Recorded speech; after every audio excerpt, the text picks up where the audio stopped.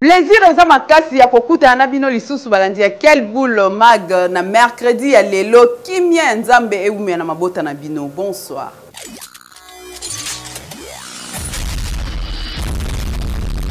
Tofungola édition lelo pona koyebisa bino ke verdict ya procès ya ancien ministre ya justice Constant Mutamba o efaki bakata lelo ba pusi yango pona mokolo ya lundi 1er septembre e bolanda na commentaire oyo.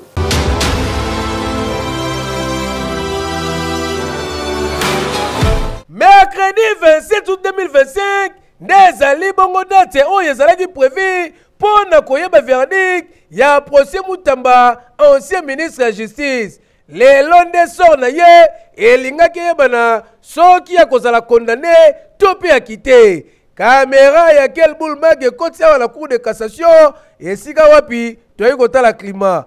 Constat ezali ke timidité ezalaki ya kosakala te bato bazalaka ya moko ba journaliste na quelques partisans kaka nde bozali komona na mopanzi tomoni mituka la police ezali kobaluka pona ko surveiller population koboya surtout bantroupement. Quelques minutes après information ya kobimake verdict ezali bongo reporté pour la date c'est le 1er septembre, donc lundi où ezali koya. Quelques personnes ont écouté qui a la cour de cassation va communiquer boyé. Donc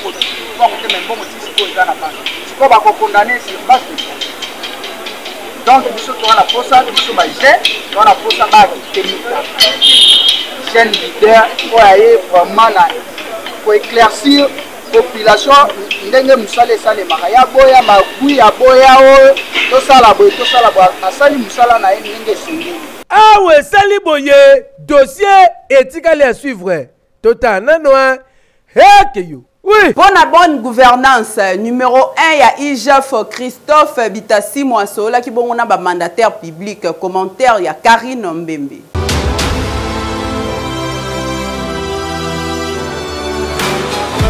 Direction, il y a inspection générale des finances. IGF na mokuse.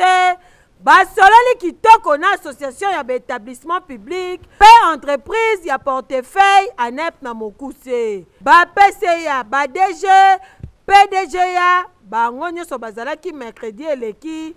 Pona kosolola na o etali bongo contribution ya inspection générale des finances IGF na établissement na bango pe na entreprise ya portefeuille ya l'État. Yoka numéro 1 ya IGF chef de service Christophe Bitassi moi ndenge a communiqué. Il n'y a pas longtemps que nous avons pris nos fonctions, il fallait que nous puissions renouer contact avec ces entreprises dans lesquelles nous sommes encore en contrôle, en encadrement pour que nous puissions recueillir les avis et considérations de nos partenaires sur le travail de l'inspection générale des finances et sur l'ensemble des problématiques qui se posent dans ces entités. Natour na yepe, secrétaire exécutif Patrick Ngoulou, yepe a kumisaki makasi rencontre oyo pona ezakaka inscrit na o etali bonne gouvernance o ezalaka bongo prôné par chef de l'État Félix Antoine Tshisekedi Tshilombo asala yango cheval de bataille na ye nde ezalaka bongo incarné awa na inspection générale des finances yoka secrétaire exécutif ndenge a communiqué. Il y a nécessité d'instaurer, conformément à la vision du président de la République, chef de l'État, la bonne gouvernance au sein des établissements publics et entreprises du portefeuille. Lors il y a intervention na ye numéro 1, il y a inspection générale des finances chef de service Christophe Bitassi moi a signifié qu'il n'a pas mandataire public ba mission prochaine il y a inspection générale des finances et cause la bongo basé sur réalité il y a ba dépenses oh il y a la bongo lié na objet social il y a ba établissement pe ba entreprise publique pe kala mingi te IGF ba ko organiser bongo séance il y a ba échange na ba établissement pe ba entreprise il y a portefeuille. Et à normal, boyende ezalaka nyoso ezo salema toujours kaka na cadre ya bonne gouvernance oyo mokonza mboka azolinga pour l'intérêt de la République démocratique du Congo. Et à normal. Grâce à la couverture ya santé universelle, le peuple congolais sengeli koyeba système ya santé na biso.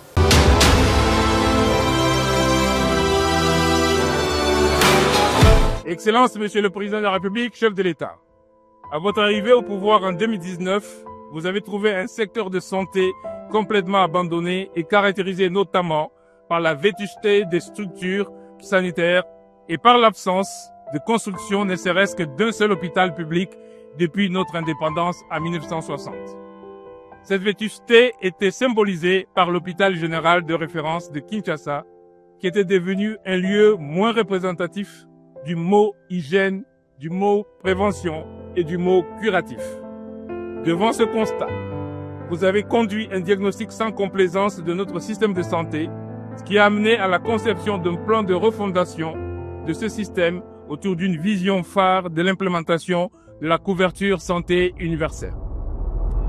Aujourd'hui, la République démocratique du Congo a fait un choix, celui de renforcer en profondeur son système de santé. Brique après brique, cette structure clé s'élève comme les piliers d'un édifice nouveau. L'INSP, Institut national de santé publique, produit, diffuse et valorise les connaissances scientifiques au service de la santé pour tous, le FPS, Fonds de promotion de la santé, mobilise les ressources pour garantir l'accès équitable aux soins dans le cadre de la couverture santé universelle. L'ANI-CNS, Agence nationale d'ingénierie clinique et du numérique de la santé, modernise les prestations grâce au numérique pour plus de qualité et de transparence. La COREP, Autorité congolaise de réglementation pharmaceutique, veille à la qualité, à la sécurité et à l'efficacité des médicaments sur tout le territoire national. La RCSU, Autorité de régulation de la CSU, assure l'équité, la transparence et la qualité dans la mise en œuvre de la couverture santé universelle. Cette réforme vise à élargir l'accès aux soins, protéger les familles contre la ruine financière liée aux dépenses de santé, contribuer au développement socio-économique à travers le système de santé et augmenter l'espérance de vie de la population. Conscient que la santé est un des droits fondamentaux des Congolais, j'en ai fait l'un des principaux piliers de mon action à la tête de l'État. Ma vision est que tout Congolais ait accès à tous les soins et services de santé de base dont il a besoin, sans encourir une ruine financière ou économique. DG ya CNSS a organisé une formation sur agronomie na ba agent ya CNSS bolanda na commentaire pour.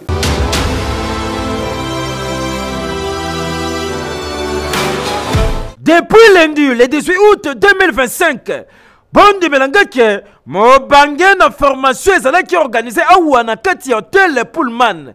Oyo, ezalaki organisé à Kosambate Paya, le DG le plus compétent de la République démocratique du Congo pour Monsala na ezali komonena. Mais c'est Charles Moudiaï Kazadi, Oyo ezali bongo directeur général ya Caisse nationale de la sécurité sociale. Na kati ya formation yo, balobelaki bongo l'ergonomie.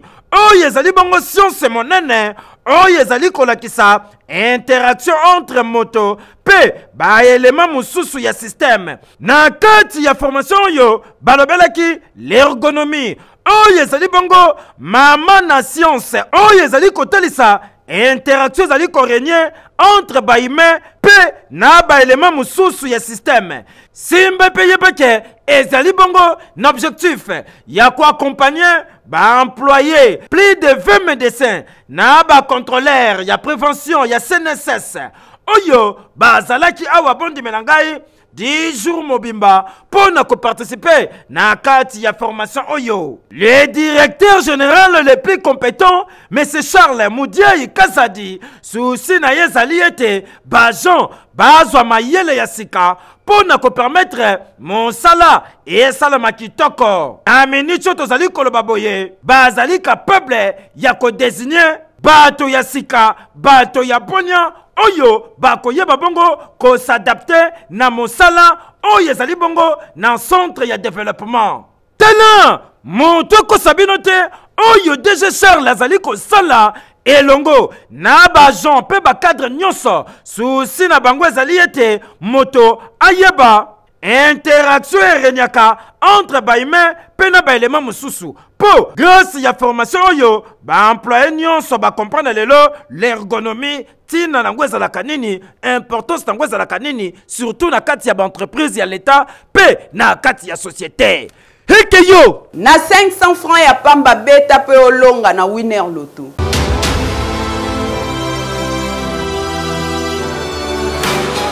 Winner.bet présente Winner Loto. Niniwana Boso Beta. Winner. Bonsoir à toutes et à tous. C'est mercredi 27 août 2025.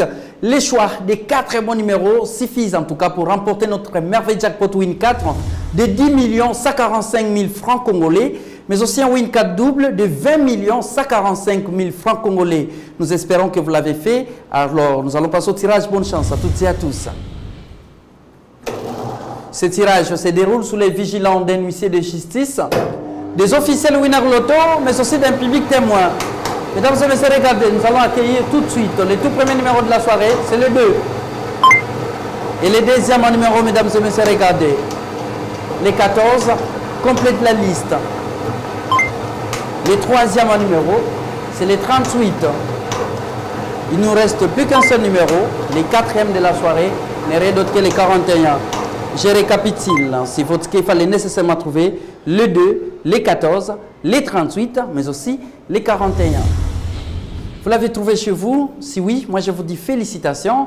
Sinon, je vous retrouve très prochainement avec le même plaisir. Prenez soin de vous et au revoir. Dipne aza kulu na munene répité makasi oyo bakangi kuna na Petro Congo aboma batu.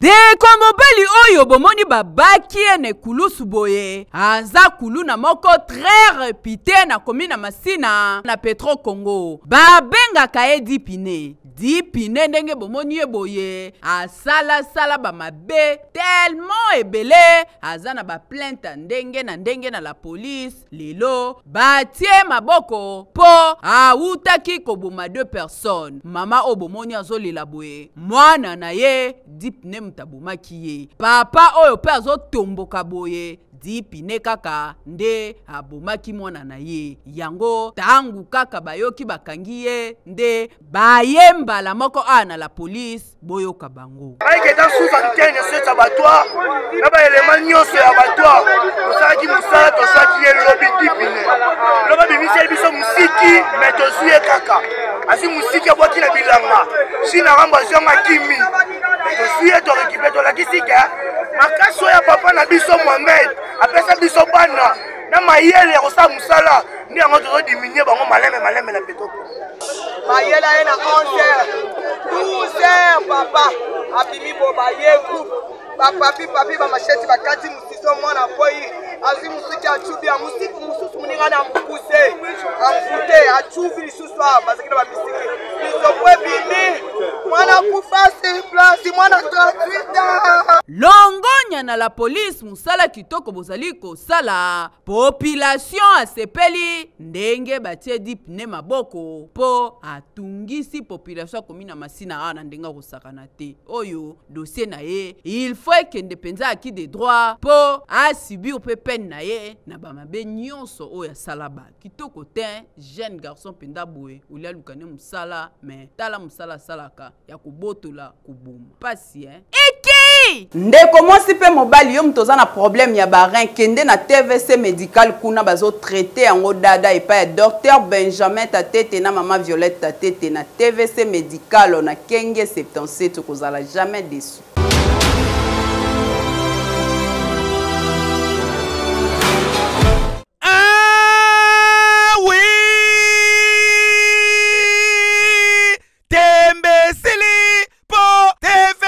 Médical baye na matériel ya sika na service na bango oyo bache na disposition ya ba congolais. Une bonne nouvelle tunanga kasinini service ya dialyse na TVC botala bino moko ba appareil ya kitoko ya sika oyo mundela sali mikolo yo nde yango eye wana na TVC médical pour na ko permettre na batu nyonso bazana insuffisance rénale baya ko se faire soigner kitoko. Et donc, comme souper, c'est ce barin en Afrique, dans un pays tropicaux, donc moto, déshydratation. Tu mets la ramaille mingité, je n'ai au moment on me dit peut-être même pas 1 litre d'eau, ce qui fait que nous autres, on a eau, les eaux concentrées urine makasi et déshydratation les ça que rein nao et autres sous fonctionner de façon normale.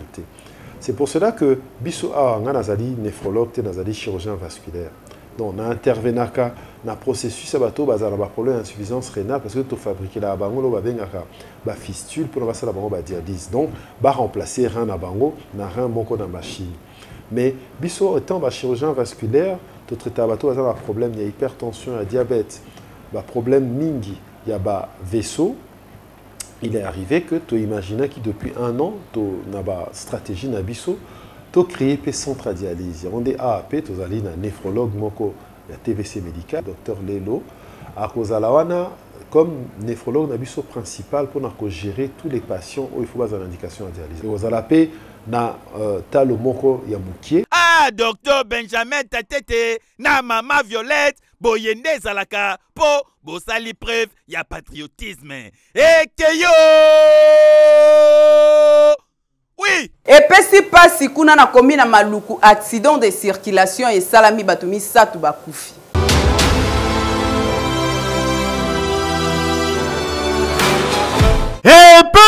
pesi pe mawa accident de circulation esalemi awa tozali na komi na maluku précisément na mbakana mutuka oyo ememaki masangu na ba marchandise mususu ebele uteki bandundu ezo se diriger vers kin tango ekomi awa na pont elufimi frère esili chauffeur abandi koluka ko se sauver na ba marchandise na batu oyo amemaki awa na bandi ko bundana alinga ya kosukisa course na Jeffan oyo ezalaki awa me lokola azaki pe na mo expérience akimi yango ake kosukisa course na ye na ndako ya bagarde républicaine oyo bazalaka kotoyo ba amour ndenge tobengaka bango esali bila ya 3 morts soda moko akufi na mwasa soda moko azalaki na zemi awa akufi mobali na ya koki ko digérer choc oyo te alingaka miboma kutu baninga na ende mutu maîtriser ye ba memie na hôpital bien que azana état ya bien te batu mususu pe bazoki ba blessure grave awa ba masangu na biloko mususu ezali na kati ya mutuka awa ebungi pe panzani pasi pe mawa ba témoin événement ba communiquer boy chef ba soda alala ndako na na ekangami nazaki ya kotala na lala ki boy na otala na sutuki kamba moko na ba na moni événement monde na film na moni elo mo elekinga na mutu likolo wa biloko nyonso baji bamai biloko natekaka esopeleli biso ekwelinga na tolo na bele mbali nanga mandela loko azali na kwiti alala ekao nauki etufuma nabendani na kwei na place wana na kiti ntango na kiti place wana na tomboli tolo boye na bendi mwana policier moko tozalaki na ye awa aya aweli mwana siko na ndoluka na sauve mobali siko na se ivresse abanda omiyeba te azana décalé est na décalé nga bibima na ozwa bomoi nakela kange na loboko ngapesa nga loboko bima koto apesi nga loboko na bande obenda ye mo passer force moi mobali atomboli tol boye abimi tala contrôle technique na mutuka ezalaka très important surtout pour na ba trajet ya milai boye soki ndeko chauffeur atala kito ayebelaki mutuka na bien avant ben sida boye elinga kokoma te pona minute ye mo chauffeur tout la mwisi ya zaza nzela keyi etikali koyebana te batikali pe komona ete mais pendant ce temps batu mususu déjà ba corps na bango koti na morgue ba ope ya ba pota bazo se retrouver na minga ya kosakana te na ba hôpitaux likolo kaka yerrer moko ya muke awa écoutez pe via batu ba chauffeur contrôle technique oyebela mutuka na ndenge za voie robima eza très important pour na éviter makama ya boye awa kotoyo ba famille pasi na mawa kolela na ndenge osakana te ala nini keyo oui tolakisaki bino ndeko mobali oyo na kombo ya Jonathan aza na problème ya mâchoire kasi ba assister ye bakendaki kotikela enveloppe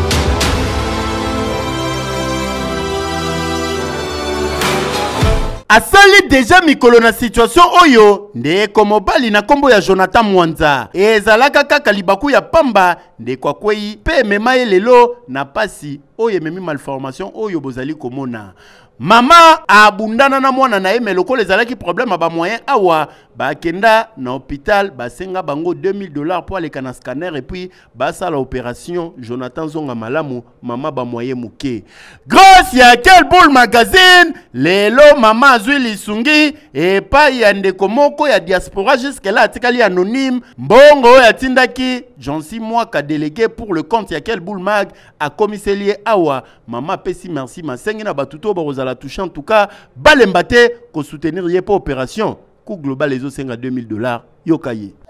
Nazopesa merci ya muntu ya kanisinga esunginga na mo envelope oyo.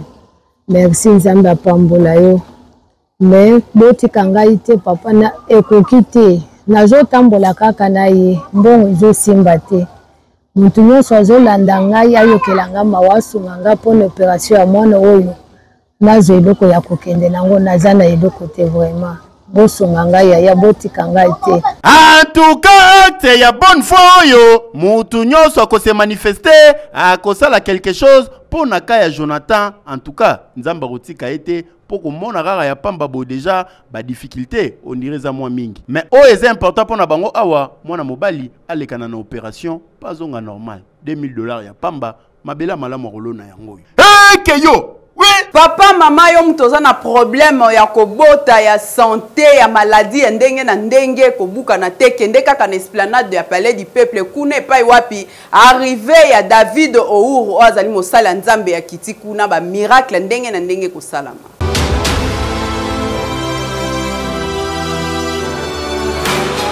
Kinshasa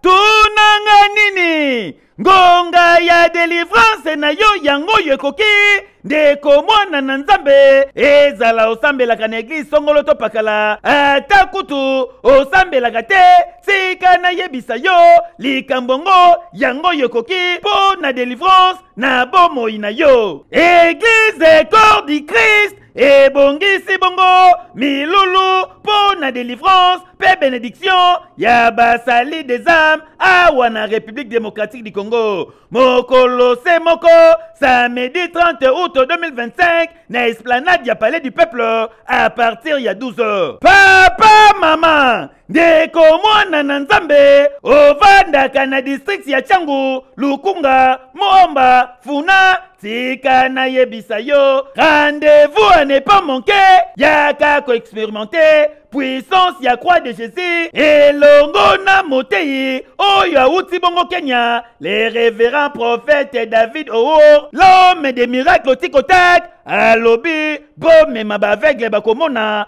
batu bayoka kate bakoyoka batu balobaka te bakoloba e bongo bandicapé bako retrouver basens na bango nyonso ba maladie incurable bakozwa guérison sur place lelo lobi musika pokanisi esili ezala otungisa makabongo na femme pe mari de nuit tika na yebisa yo bakotika nzoto na yo ozali na problème mabota problème libala o finance na yo ekangama kobuka na te yaka se mokola le 30 août na esplanade ya palais du peuple ozwa bongo lobiko na yo. Tala révérend prophète David Owo azali pe makasi na prophétie akopesa prophétie pour na République démocratique du Congo pe akoprophétiser pour na bavi na biso. Ah oui, oyo ezali occasion à ne pas manquer esika nzambe akozala au rendez-vous na batu nyonso oyo bako se déplacer bongo kotika bandaku na bango koya na esplanade ya palais du peuple po na kozwa bimbangu kati na nkolo tika na yebisa bino la puissance de la croix de Jésus et kozala bongo wana po na ko permettre na mutu nyonso azwa miracle na ye nga nazanga teo ekeyo. Oui. Yo mutolingaka chef de l'état Fachi Beton et comme tango visibilité surtout bato a union sacrée bosomba liputa DG Bini.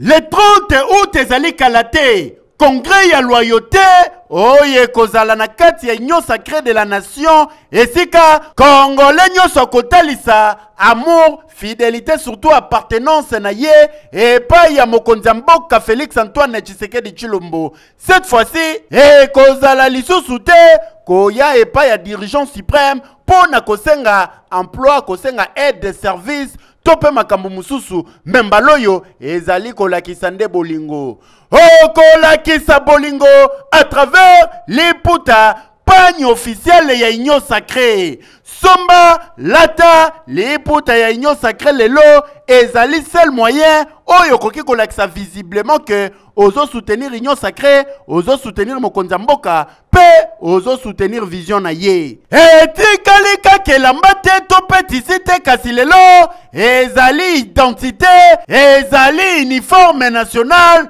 oyo ezo témoigner appartenance pe lelo ezo symboliser que peuple oyo ezali d'accord, ezali même moral na président de la République na yango ndenge moko ba congolais ba kosala yango lisusu le 30 août oyo avec pagne officiel ya union sacrée. Congo mobimba monda tie tolobi événement ezaka kamoko c'est 30 août biso nyonso tout mobondo pour na deuxième congrès ya union sa sous le leadership ya emoko tata mokonzi ya ekolo Fachibe. C'est pourquoi to bengisi ba haute autorité politique nyonso ba cadre députés et sénateurs, ba ministre, ba mandataire, oh nyonso tout ayebi keno a soutenaka chef de l'état Fachi Beton biso tout obengami mobondo le 30 na uniforme kaka moko we bengami liputa ya inyosa parce que liputa wanya inyo sacré yango nezola kisa amour unité vis-à-vis ya mokonzi mboka Fachi Beton. Toza na moment ya batu oyo bazo sa la visibilité ya chef de l'état. Visibilité ya ngoyo. Ezate ke o ngai poste te zala na visibilité ya chef de l'état. Oyo toza na ngo besoin na minute oyo ezali visibilité.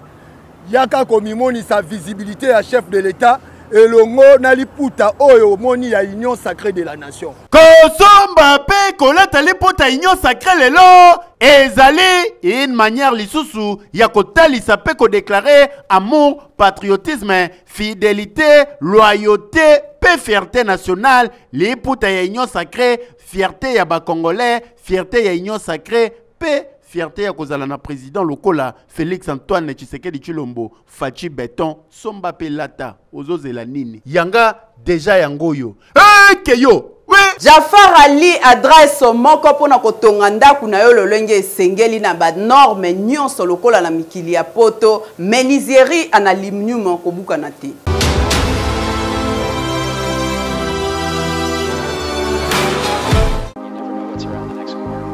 Bana Kinshasa et bongo bana ya poto lelo ya kosamba te bondi melanga États-Unis d'Amérique kitia wana Kinshasa wana Jafar Ali, c'est-à-dire Jafar en aluminium bazali bongo spécialisé na menuiserie en aluminium jo pe motozali na posa ya ndako na yeza na kitoko yo wapi lokolo lulaka bandako ya ba américain to pe ba nigérien jo pozali patron ya ba entreprise ozali na posa ba bureau na elata ba lele ya sika ezala bien équipé yaka na Jafar Ali ya kosamba te fabrication ya ba porte et bongo ba fenêtre et bongo ba garde-fou na ba bain vitré ya kosamba te bomona kaba meuble cuisine, c'est-à-dire ba cuisine moderne lokola États-Unis d'Amérique awana Jafar Ali bazali ko bete yango dada ya kosamba te po na mbongo ya mukie bato baluli ndako na yo nyonso bazali ko salela yango mur rideau na cloisonnement bureau nyonso awana Jafar Ali mo salezo kende kitoko yo wapi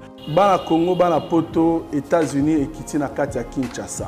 Lelo nae ko présenter bino Jafar Ali. Tozo fabriquer biloko nyonso en aluminium pona banda kuna bino na ba bureau tel que ba porte, ba fenêtre, ba garde-fou, ba mur rideau, ba meuble ya cuisine na cloisonnement ya ba bureau. Pona ko pe sa valeur pe beauté ya banda kuna bino bosalela aluminium ya qualité.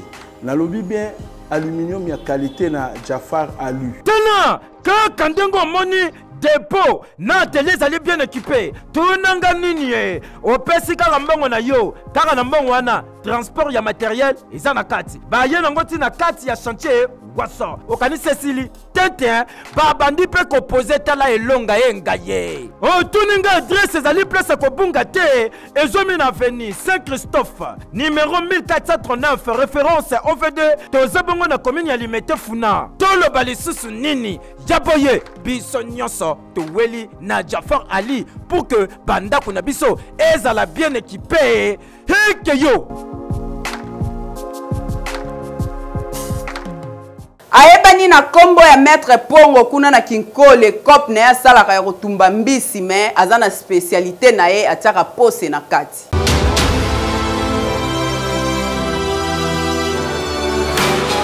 Babengaka ye maître Pongo ndenge bomoni eboye aza réputé makasi awa na Kinkole.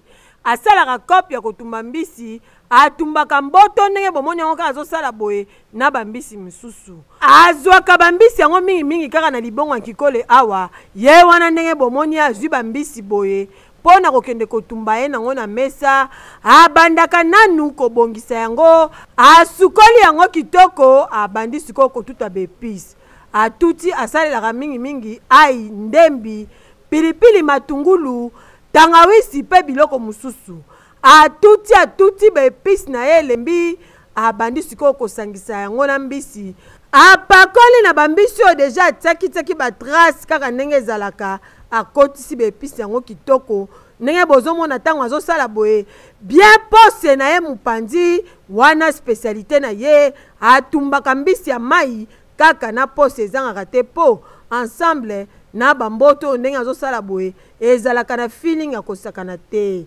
enta makala deja ezopela ye wana atie motalaka na ye na barbeki atie mbisi abakisi makasa likolo pona kogarde saveur na yango atumbi abaloli tala kaka yo moko ndenge mbisi ekomi oyo ezolakisa penza ke eza na feeling akosakana te nde na nsima soki ebeli akataka matungulu kaka nde bomoni azokata boye akati yango na cadre décoration nde bomoni edekore kitoko atie citron mopanzi na pilipili ezangaka te asopeli yango mwa huile mpona kobenda bote yoka maître Pongo ndenge akomunike biso tobandaka tozwi mbisi nde aza lokola topasoli lokola likaya tozwi mbisi topasoli na katikati tobandi koepise mbisi episi yango tosalelaka mingi kokima bajimbo tosalelaka bajimbo te tosalelaka mungwa naturel otiaka tangawisi ai muskadi matungulu totuti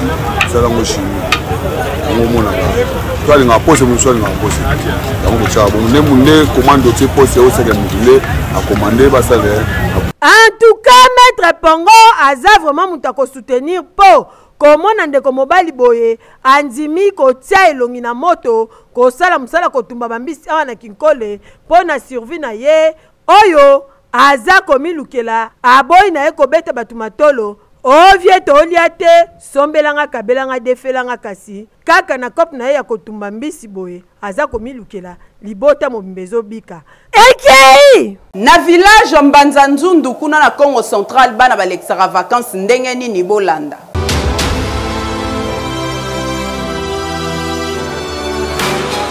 Awa tozali na village Nzundu na territoire ya Mbanza Ngungu na province ya Congo Central esika wapi toye kotala ndenge nini bana bazali bongo kolekisa vacances na bango botala bino moko ndenge nini bana soki balamuki tongo deja lokola bango awa bazolekisa vacances na bango na chasse bazwaka deja machette babandi kosebisa mopanzi nde bozali komona bien lance na se soki asili azwi machette na nsima na maboko bien lance mopanzi azokende yango kitoko kote mosusu tomoni bambwa bazali kokanga bango singa loketo bien linzanza batisali yango systeme ngonga po ntango mbwa azokota zamba ngonga wana elelaka mpo na baidentifie facilement mbwa mosusu oyo batie plastique mais na même format toujours lokola ngonga de façon que ntango azotambola elelaka bakoti na zamba nde bozali komona mpo na kokende kokanga basimbiliki bampuku mpe biloko ya ndenge na ndenge kasi kolela na bango ezali ke bakoma kokata banzete donc zamba ekomi koperdre valeur na yango ezosala ke bazwi mosusu bakolamuka mpe ntongo boye bakoti zamba babimi maboko pamba bazwi eloko te yoka communication biso toye awa mpona koluka bambisi toluka bambisi me totali bazamba mpe batombi awa toye journa mobimba me tozwa te biso tosenga batika kotumba bazamba mpo banyama bazonga mpo tobanda kozwa bango tala tango bana mosusu bazali kolekisa bavacances na bango na bassin de jeu kosakana to mpe kokende tourisme yebaki na Congo Central na village Nzundu bana bazali kolekisa bavacances na bango na chasse une manière mpo na bango ya koyeba kosunga baparent soki bakangi nyama réalité yango oyo hekeyo we Oui. Ya lelo ekomi na suka balandi ya Quel Boule magazine ngana bino tokutani mbala ya sima na même occasion ya ko servir bino.